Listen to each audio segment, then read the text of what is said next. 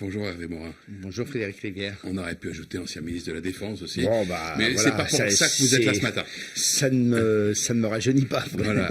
On va rester encore un peu, si vous voulez bien, sur la victoire de l'équipe de France en Coupe du Monde pour se faire durer le plaisir d'une certaine manière. On parle beaucoup, comme en 98, d'une équipe de France qui représente la diversité de la France. Barack Obama lui-même, l'ancien président américain, a pris hier l'équipe de France en exemple, voilà, en disant ils n'ont pas tous des apparences de Gaulois, mais ils sont français.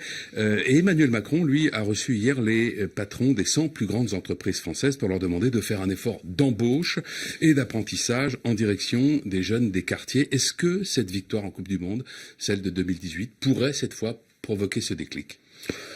Tout d'abord, pour moi, il y a une grande différence d'appréciation. Je suis passionné de foot, hein, donc je veux dire, je rate rien du football dans ma vie quotidienne. Ce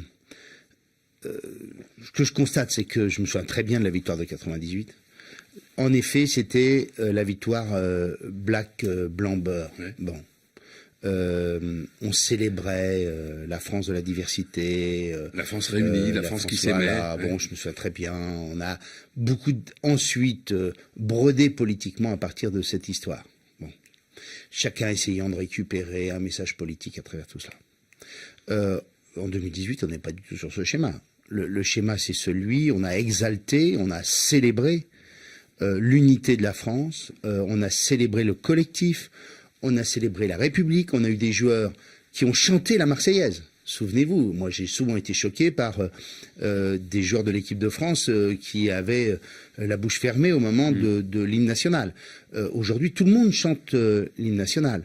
Et on a des joueurs issus de la diversité, en effet, et qui parlent de la France, qui parlent de la République, et qui ne sont pas en train de faire l'exaltation de telle ou telle communauté ou de telle et telle, voilà, de leur histoire personnelle.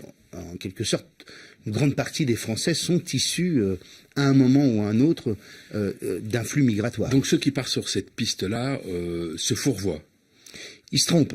Mais en revanche, là où le chef de l'État se trompe aussi, c'est quand ensuite il réunit 100 chefs d'entreprise pour leur dire vous allez faire un effort majeur en matière d'apprentissage dans les banlieues. Oui. Parce que le projet de loi qu'il a porté, qui nous a valu d'ailleurs une grande partie de notre fâcherie, nous, Région de France, c'est qu'il a désormais livré l'apprentissage à la loi de l'offre et de la demande, à l'économie de marché. C'est-à-dire que demain, pour que vos auditeurs comprennent, avant, nous avions un système où c'était les régions qui avaient une carte de formation et qui ouvraient des centres de formation à différents endroits en fonction des besoins de l'économie et des populations.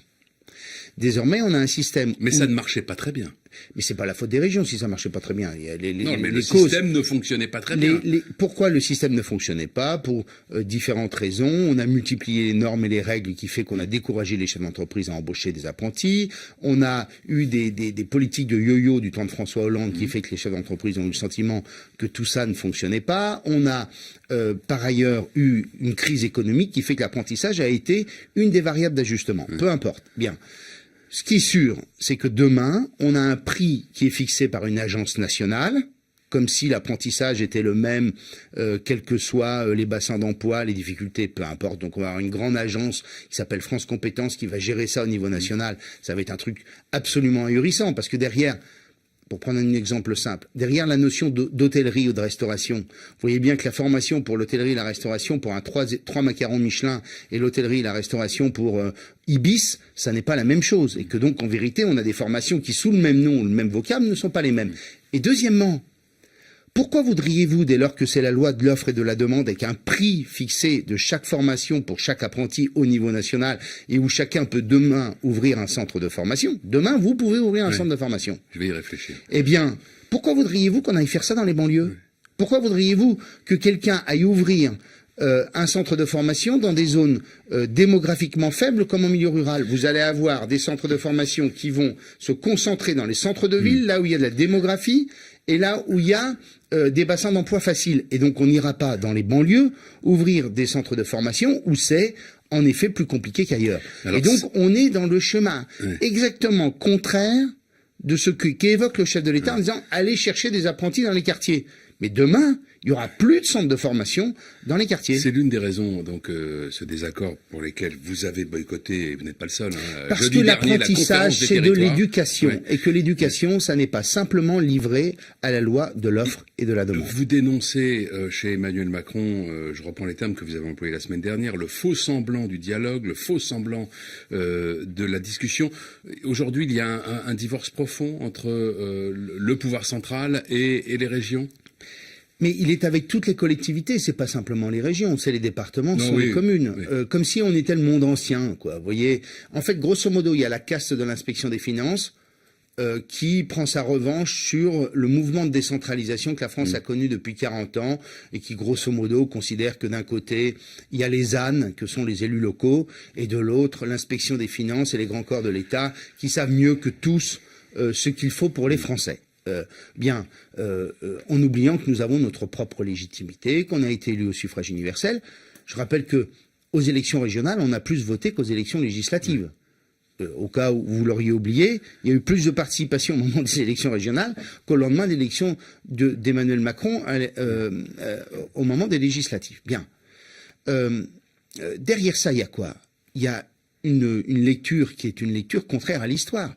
Le cours de l'histoire, ce sont des pouvoirs de proximité, ce sont des pouvoirs qui sont capables d'agir rapidement quand l'État n'a pas cette agilité, ce sont des pouvoirs qui sont capables de différencier des politiques parce que les territoires ne sont pas les mêmes.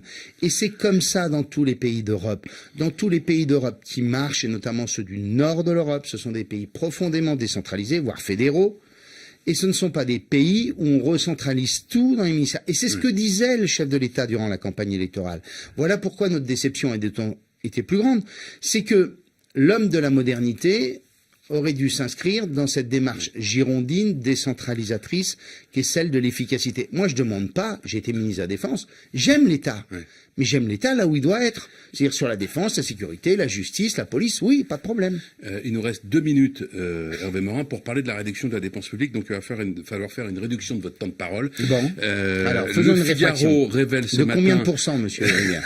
Je sais pas, 30% peut-être. Ce matin, le Figaro révèle les préconisations du comité d'action publique 2022, donc qui doit faire des propositions pour la réduction de la dépense publique. L'objectif, c'est 30 milliards d'euros en 4 ans. Il y a des pistes qui sont évoquées, suppression des TVA à taux réduit, suppression de certaines aides à la transition énergétique, plus de revalorisation générale dans la fonction publique. Est-ce que l'objectif est trop ambitieux ou est-ce qu'il vous paraît atteignable?